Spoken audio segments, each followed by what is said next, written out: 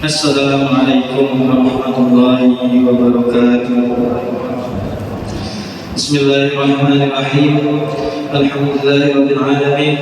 Wassalatu wassalamu ala asyrafil anbiya'i wal mursalin sayyidina wa maulana Muhammadin wa ala alihi wa sahbihi wa barik wa sallim ajmain.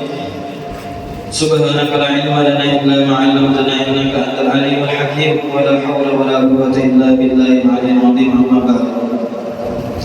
Alhamdulillah, pada kesempatan kali ini insyaallah kita akan membahas tentang bagaimana pelaksanaan zakat, seperti apa yang seharusnya dilaksanakan. Jadi jangan sampai zakat itu terulang kembali. Maksudnya orang yang menerima zakat cuma itu aja. Nah, jadi kalau di dalam kita memandang kemaslahatan tentang zakat itu tujuannya apa?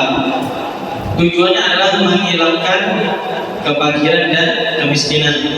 Nah, jadi pada dasarnya zakat itu seharusnya dilaksanakan seperti ini. Ketika kita ada mempunyai tetangga misalkan atau kerabat fakir atau miskin, nah caranya adalah ketika kita sudah sampai nisab, sudah sampai haul, artinya sudah sampai kadar kita berzakat, kita sisihkan uangnya 2,5%, kemudian kita serahkan ke tetangga atau kerabat tadi. Tapi yang dicari itu yang berpotensi untuk bisa berusaha. Contoh misalkan ada tetangga atau kerabat kita tidak mampu, kemudian dia berusaha dengan menyewa becak misalkan. Nah, kita modali dengan uang zakat tadi, berikan becak. Akhirnya tercukupi, setiap hari dia mencari nafkah. Tahun depan dia tidak lagi menerima zakat karena sudah cukup. Nah, seperti itu seharusnya pelaksanaan zakat. Jadi hilanglah kefakiran atau kemiskinan satu orang tadi. Tahun depan gantian lagi, cari lagi kerabat atau saudara atau tetangga perempuan misalkan ada, dia punya keahlian menjahit tapi tidak ada modal untuk membeli alatnya, maka berikanlah alat pakai uang zakat tadi. Dengan uang zakat tadi dia akhirnya bisa beli alat tersebut. Nah, ketika sudah beli alat tersebut, dia mandiri, bisa dia lewat menjahit itu dia dapat nafkah. Tahun depan dia sudah tidak lagi menerima zakat karena sudah bukan lagi fakir miskin. Nah, itu seharusnya pelaksanaan zakat. Kalau kita biasanya bagi-bagi ya kan, 50.000, 100.000. Nah, ini kan cuma paling cukup dia untuk sehari itu. Tahun depan ya itu lagi orangnya. Nah, jadi seharusnya itu seperti itu pelaksanaannya. Jadi akhirnya dari yang misalkan 10 orang di kampung atau di RT tersebut, akhirnya setiap tahun hilang. Bisa lagi kita alokasikan atau kita serahkan ke yang lain. Nah, kemudian di sini menambahkan tentang masalah pendapat zakat di dalam. Qala al-Imam Ibnu Mujair rahimahullah, berkata oleh Imam Ibnu Mujair rahimahullah, apa kata beliau? Salasu masail yuttabi'a ala ghairil masyhuri fi madhhabil Imam Syafi'i. Ada 3 permasalahan yang difatwakan dengan permasalahan tersebut selain pendapat masyhur pada mazhab Imam Syafi'i. Wa hiya al-awwalu jawazu surfiz zakati ila sinfin wahid. Nah, ini pentingnya kita tahu, boleh menyerahkan zakat ke satu golongan saja. Seharusnya kita kewajibannya itu menyerahkan zakat ke 8 golongan. Seharusnya yaitu apa-apa? Ada fakir, ada miskin, ada mu'allafah qulubuhum, orang baru berislam, ada hamba yang meminta kepada Tuhannya menebus dirinya untuk mereka. Kemudian ada gharib, orang yang terhutang. Nah, namun catatan orang terhutang ini tidak bisa langsung diberikan zakat. Kenapa? Karena karena sekarang zamannya beda. Padahal dia bisa beli kendaraan atau apa motor cash, tapi lebih memilih kredit dan akhirnya terhutang. Nah ini bukan yang orang yang terhutang yang dimaksud di sini. Kemudian ada lagi ad-dhamin, orang yang menjamin. Misalkan ada teman berhutang tapi kita sebagai jaminannya, nah ini boleh menerima zakat, tapi itu tadi berhutangnya harus dilihat dulu. Kemudian al-buzah, orang yang berperang sekalipun dia kaya, dia boleh menerima zakat. Kenapa? Karena dia memberikan atau mengeluarkan hartanya untuk berperang. Kemudian ada lagi ibnu sabir, yaitu orang yang musafir, misalkan apa, menuntut ilmu ke negeri Arab misalkan, atau ke Hadramaut, dia perjalanan habis dananya, nah ini boleh menerima zakat. Nah jadi seharusnya ada 8 golongan yang kita zakati. Jadi misalkan zakat kita 8 juta, satu golongan itu seharusnya diberi 1 juta. Namun di sini kata Imam Ibnu Uyainah boleh cuma satu golongan saja. Nah ini memudahkan bagi kita karena sulit untuk mencari 8 golongan tersebut. Seperti budak sudah tidak ada, ya kan? Mana kita mencari? Nah ini jadi bisa. Maka pendapat ini memudahkan untuk kita. Jadi boleh 1 golongan aja, fakir saja atau miskin saja. Apa bedanya fakir dengan miskin?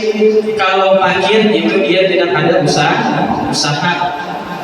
Tidak ada usaha, misalkan keperluannya sehari 100.000 misalkan, dia cuma paling mentok dapat uang 50.000, entah ngambil upah, potong rumput misalnya dan sebagainya.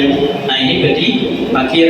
Kalau miskin dia ada usaha, misalkan apa, jadi paman beca, keperluannya 100.000, namun cuma yang didapat 70.000. Nah ini berarti golongan miskin.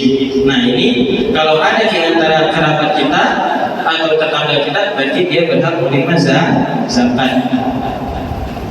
Kemudian yang kedua, jawazu daf'i zakati wahidin minas sinfi.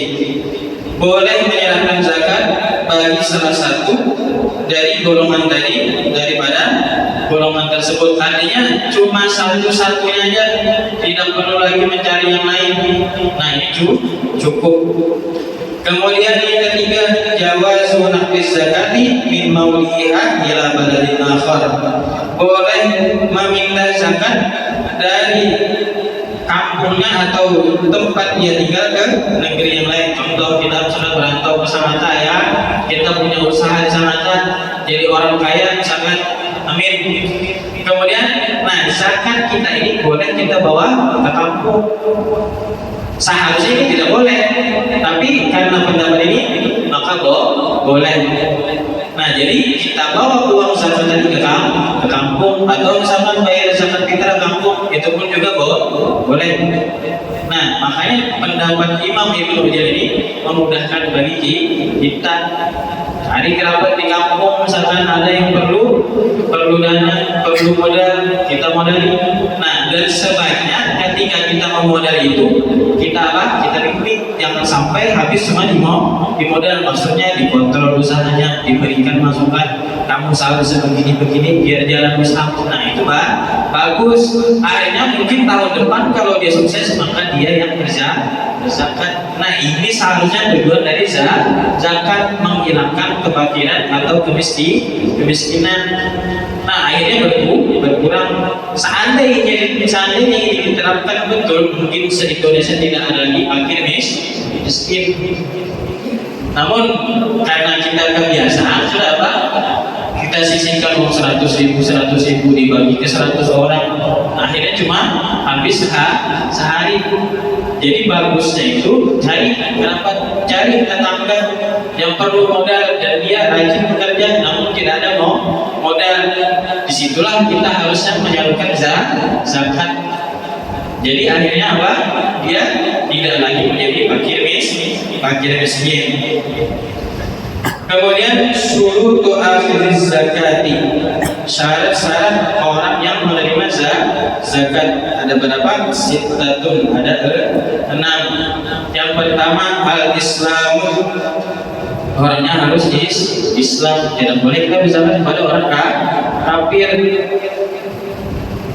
Kemudian yang kedua al-hurriyah al-kamilah, orang merdeka penuh, memang benar-benar merdeka, bukan budak. Tapi tadi ada pengecualian, budak bukan boleh menerima zakat untuk dia bisa merdeka. Kemudian yang ketiga Allah yakuna ghaniyan, bahwa tidak ada seseorang itu kaya, makanya orang kaya itu tidak boleh menerima zakat. Jadi harus betul-betul kita cari orang fakir miskin, jangan sampai salah sasaran. Ketika salah sasaran, kita masih terhutang zakat tadi, berarti kita belum menggugurkan kewajiban. Berarti kita terhutang kepada Allah Subhanahu wa taala. Nah, kemudian ada lagi Allah yakuna makfiyaluna, bahwa bukanlah termasuk orang yang dicukupi ongkosnya. Seperti apa sini? Karena fakutis zaujati ala zaujiha, seperti nafkah istri terhadap suaminya, terbalik, istrinya yang menafkahi suaminya. Nah, ini bukan kewajiban bagi istri. Jadi kalau misalkan punya suami miskin atau pengangguran misalkan, atau misalkan memang tidak pernah cukup usahanya, nah sedangkan istrinya punya usaha sendiri dan dia kaya, dia tidak wajib menafkahi suaminya. Itu cuma kemurahan hatinya aja jika dia memberikan nafkah atau uang kepada suaminya. Kemudian yang kelima Allah yakuna Hasyimiyan wala Muttalibiyan, bahwa bukanlah ia termasuk golongan Bani Hashim dan Bani Muttalib, Habib dan Syarifah. Nah, ini tidak boleh menerima zakat. Kenapa? Karena pada dasarnya atau hakikatnya zakat itu pembersih, yang kita keluarkan itu uang kotor, dan keturunan Nabi itu tidak boleh menerima uang kotor. Nah, jadi zakat itu pembersih. Nah, kemudian sedikit lagi penambahan tentang masalah takjil zakat. Kita duluan mengeluarkan zakat sebelum haul, sebelum 1 tahun. Misalkan pertengahan tahun kita keluarkan zakat. Pedagang misalkan cuma 6 bulan, tapi sudah sampai nisab zakatnya berapa? 85 gram emas, anggaplah 85 juta. Nah, ini sudah masuk nisab zakat, boleh dia keluarkan zakatnya duluan. Dengan catatannya tidak boleh asal keluarkan,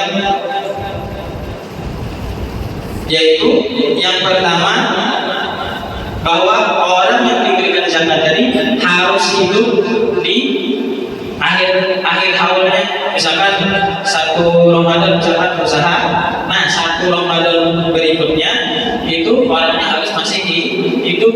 Kalau meninggal berarti belum gugur kewajiban kita berzakat. Kenapa? Karena belum sampai satu tahun atau haul. Yang kedua, hartanya itu nanti tidak habis. Artinya begini, ternyata setelah hampir 12 bulan kebakaran alhamdulillah atau kemalingan, akhirnya hartanya hilang, berarti ini tidak wajib zakat. Nah, jadi boleh menurunkan zakat. Catatannya menurunkan zakat ini boleh cuma 1 tahun, tidak boleh kita menurunkan zakat 7 tahun ke depan misalkan. Nah, ini tidak boleh, cuma satu tahun. Nah, jadi itu tentang bagaimana pelaksanaan zakat seharusnya. Nah, sampai di sini yang bisa saya sampaikan. Akhir kalam, wassalamualaikum warahmatullahi wabarakatuh.